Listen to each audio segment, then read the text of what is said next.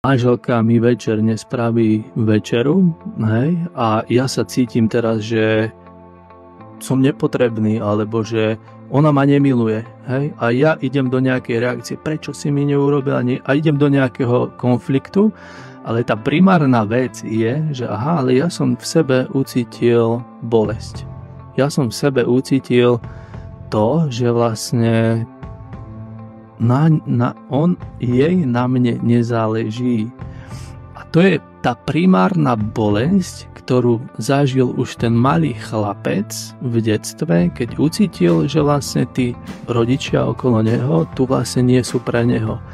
A jemu práve ten vzťah, hej, ťukol na toto zranenie z detstva, kde ten chlapec sa cítil nevidený, nemilovaný, nebol tu nikto pre neho a tá manželka mu to len ukázala.